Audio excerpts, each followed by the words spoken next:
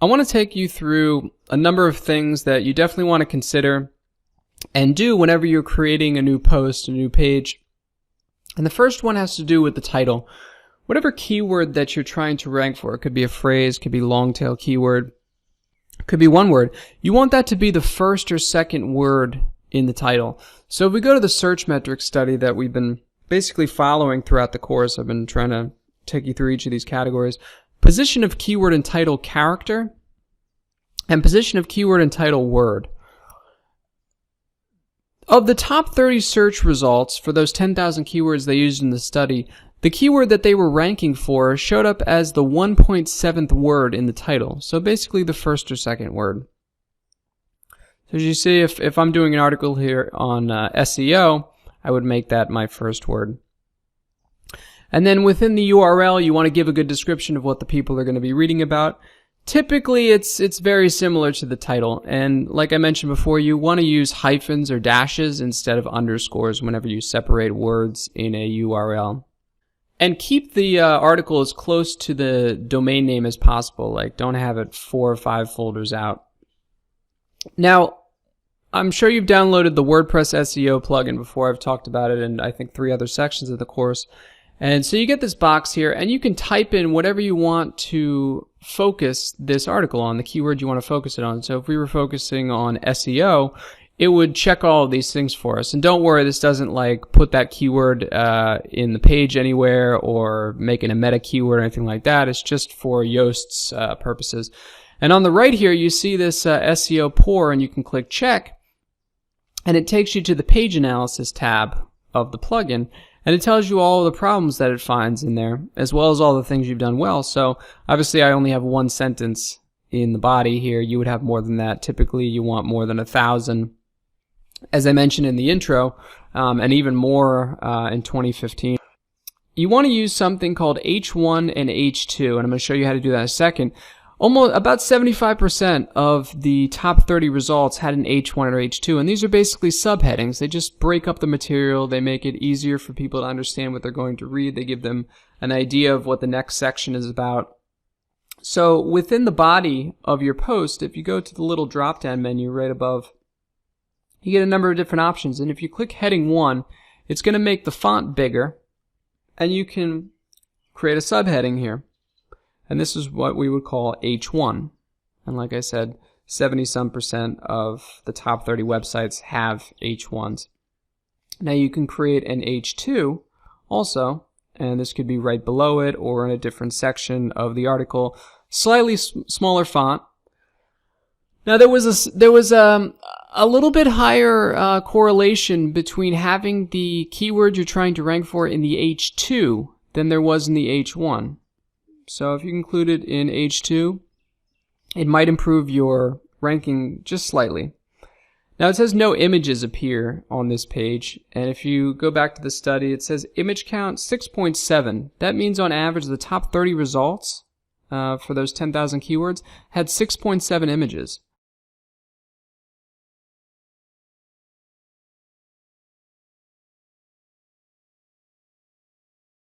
I would say for about 1,000 words, 8 would be sufficient.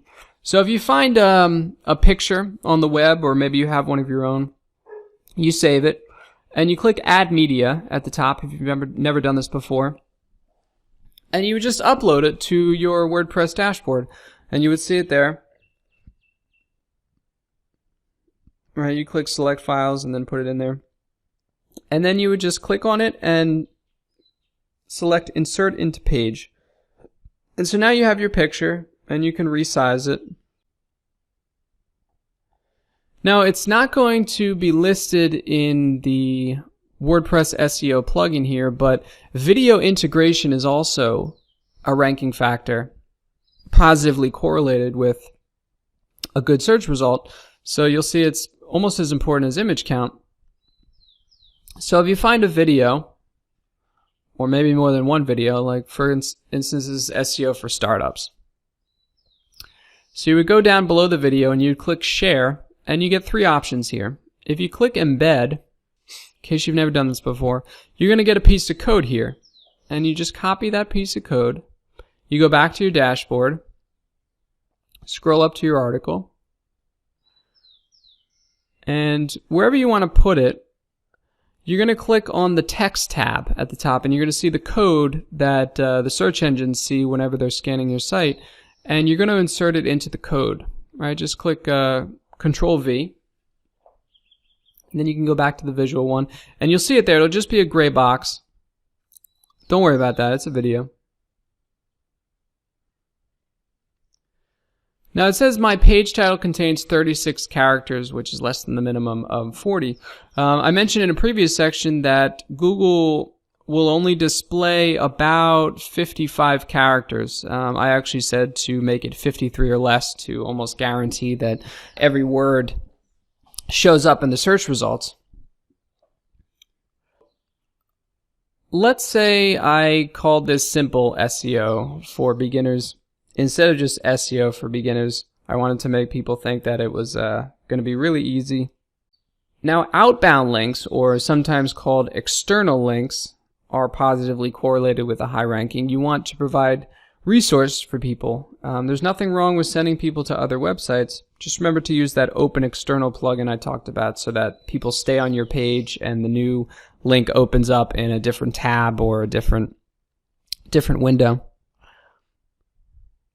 So let's say we had this article on H1 headings, and we're talking about the importance of these. So we'd copy the link. So H1s are very important for rankings. And then you could paste the link.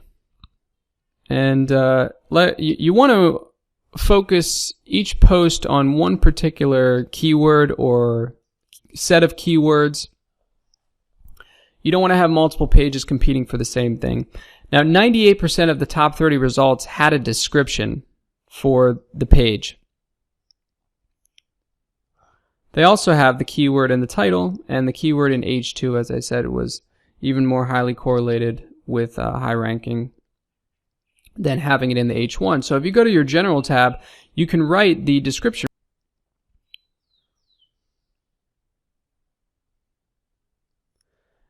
And that might be what shows up when people do a search for, I don't know, SEO for beginners. Google could also take their own description from something it finds within your article itself, but you want to have it. The keyword in the description has a small benefit. I wouldn't even call it a benefit. It could just be a random correlation. It's only 0.01. You can include the keyword in the description if you want. Google will most likely take your description from something within the article itself, though. So that's a basic rundown of the most important, as we would call them, on-page factors. Sometimes I refer to them as in-page factors, but these are all things that you definitely want to consider and that the plugin from Yoast makes really easy. But again, it doesn't mention the video integration, and it doesn't know some of these correlations that are found in the search metrics study. So just be sure to have all these things going on.